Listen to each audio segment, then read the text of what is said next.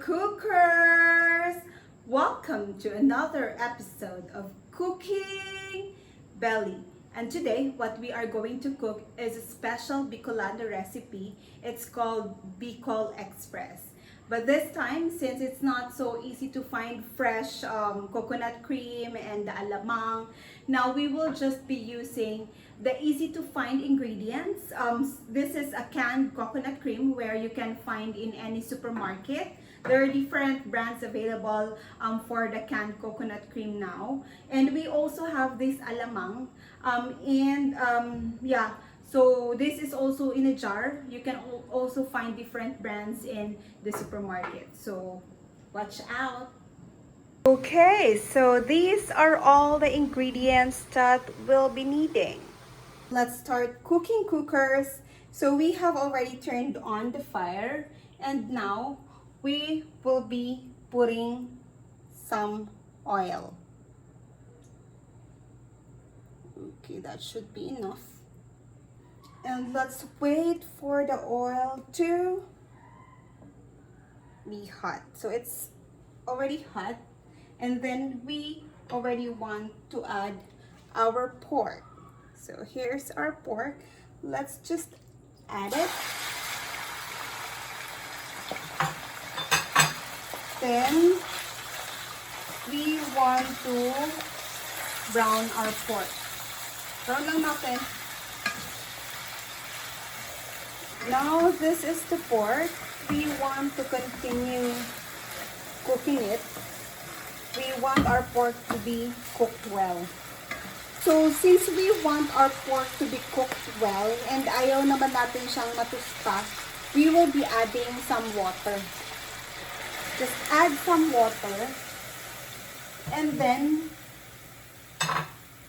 just let it dry until yung oil na lang ulit ang matitira. So we will boil this pork. Let's cover it now. Okay, so let's now check our pork. Okay. There you go. So you can see na na-absorb na yung water. Wala na siyang water. And oil na lang ulit yung tira. So what we will do, we will remove this pork in the pan.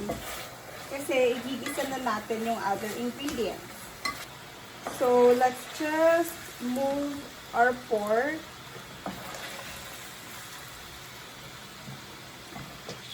And now we'll need na to prepare our other ingredients. So we have here our onions. Put our onions now.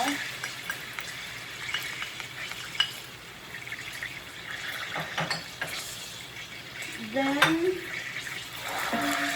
mix it a bit. And then let's add the garlic. It's just minced garlic.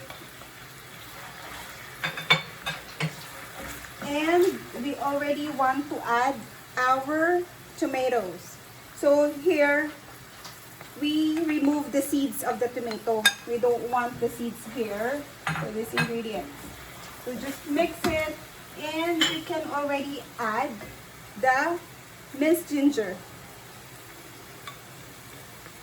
So I'll just add it, mix them all together.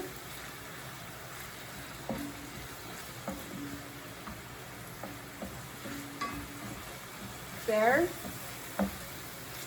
So until it's already like cooked.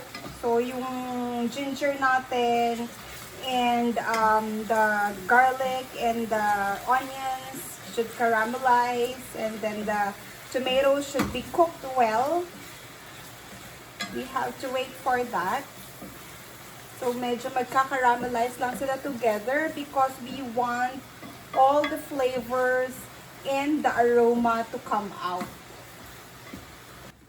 Now, we already want to add our alamang. Oops. Alright, so this one, the spice, no, this is just original flavor alamang or bagoong, the shrimp paste.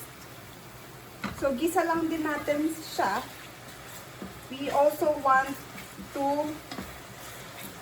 incorporate the flavor of the alamang with the other ingredients. And then, once okay na sila, you can already see na yung kamatis mo is already cooked. It's already like somehow smashed tomato. We already want to add the canned coconut cream. So this is just one can first. And now we want to bring back your pork. So, ito yung ginisa natin kaninang pork or pinalambot na natin pork kanina. We just want to add it back now with the coconut cream. And then, after that, you can already add your salt. Konti lang, siguro like a pinch or two of salt. Because remember, you already have your alamang. That's already salty.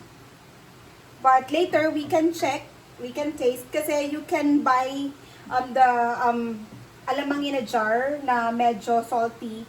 But you can also buy an alamang na hindi masyadong salty. So later, we will need to check kung okay na siya.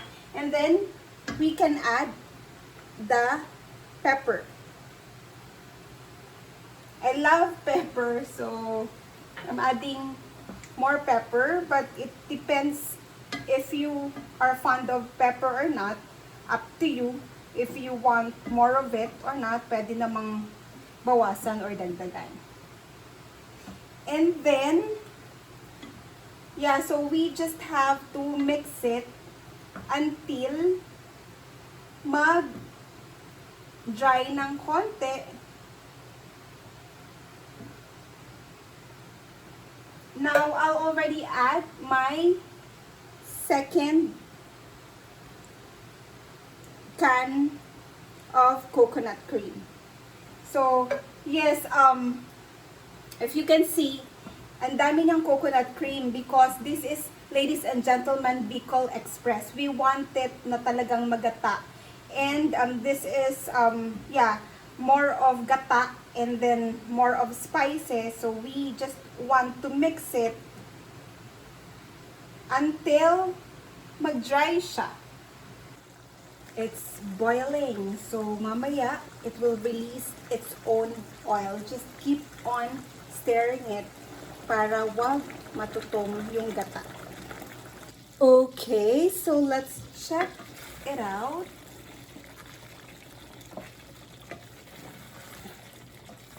Oh, look at that texture. It's starting to be creamy. And now, let's check. We already have achieved the texture that we are looking for. There. And we will already add the green chilies. So, I'm here in Visaya, in Cebu. So, normally the chilies here are more green than the one which are available in Manila na para siyang apple green or pop green. And then, after that, we can already include the siling labuyo. So, it's sliced siling labuyo. Because, my dear, we are cooking BICOL Express. So, it needs to be really hot. Look at that. There.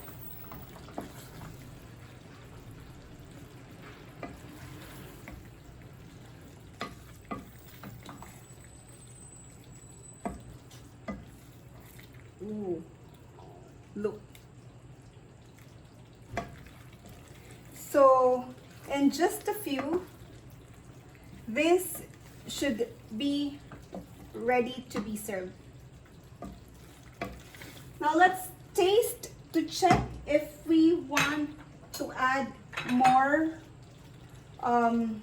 salt. So I'll taste the sauce. No, it's already good enough. So, yeah, because again, meron tayong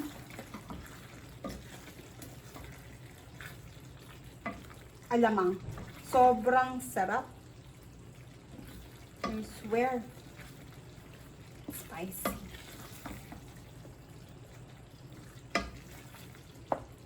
There. We're done.